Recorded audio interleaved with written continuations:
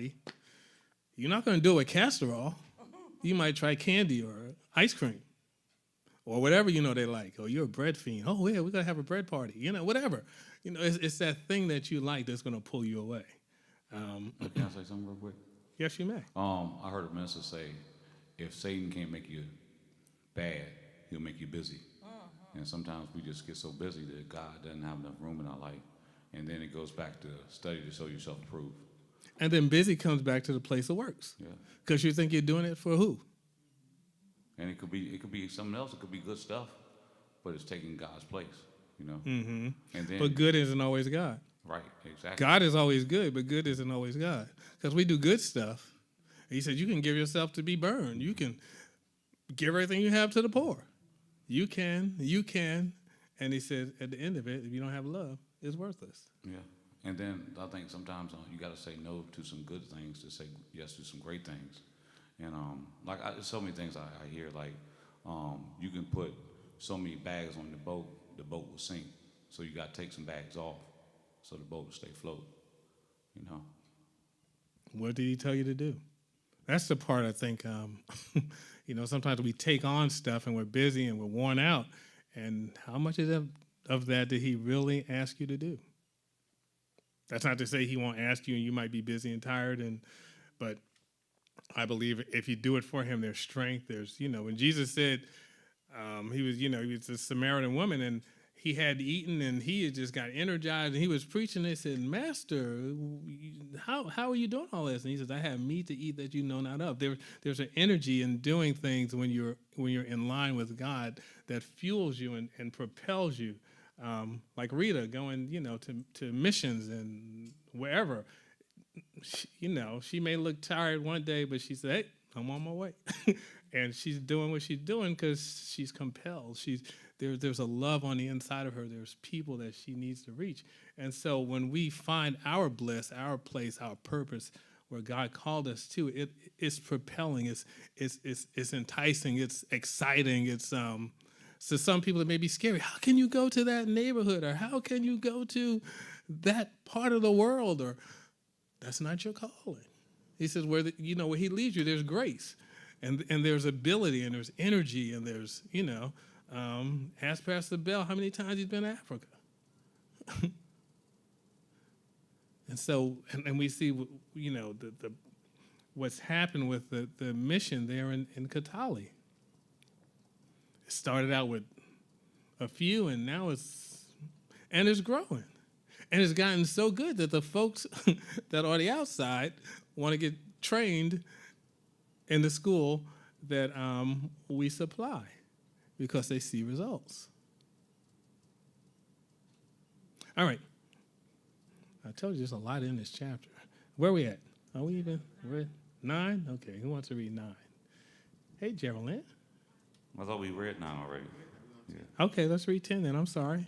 I tell you, see how they just creep in and smack you in a...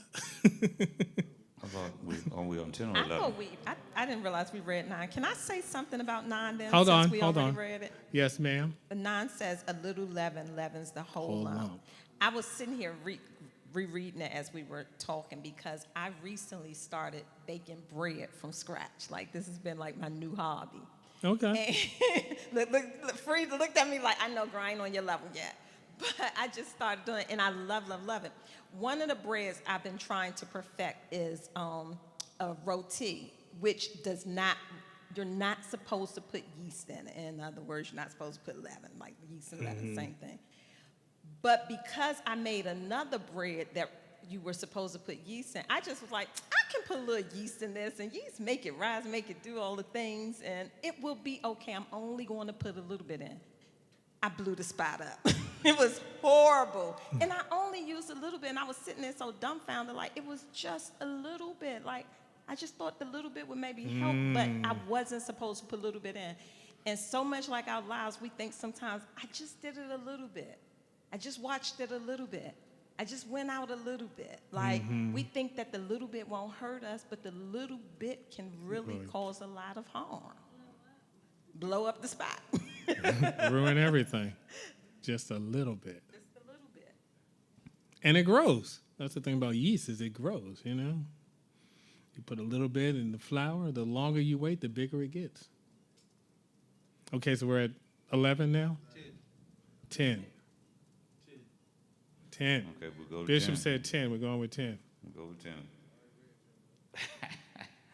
I am confident in the Lord that you will take no other view. The one who is throwing you into confusion, whoever that may be, will have to pay the penalty. Brothers and sisters, if I am still preaching circumcision, why are you still being persecuted?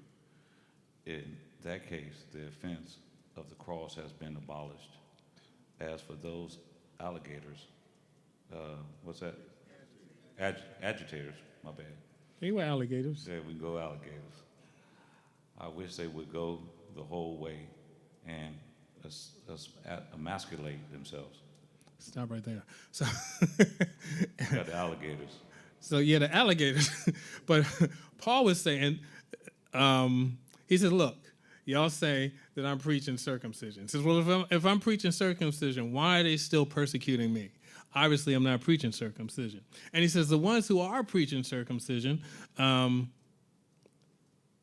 for what it's worth and for what you're doing, if cutting a little bit off is going to do something for you, then you might as well just go ahead and cut the whole thing off. And I'm not going to be more explicit than that. If you need to think about it and come back to it later. But he said, if you understand the point of circumcision, he says, if that's the case, if you cut the whole thing off, you should really be great. And so, he's being a little facetious and sarcastic, but he's just angered by the fact that this is happening. These people have come in and they're trying to infiltrate and take apart what he put together. And this is all not about him, but it's about the Christ that he serves, and about the God that he loves, and about the people that he's brought into the fold. And now they let these people come in, these Judaizers come in, and take them away from what he had brought to them.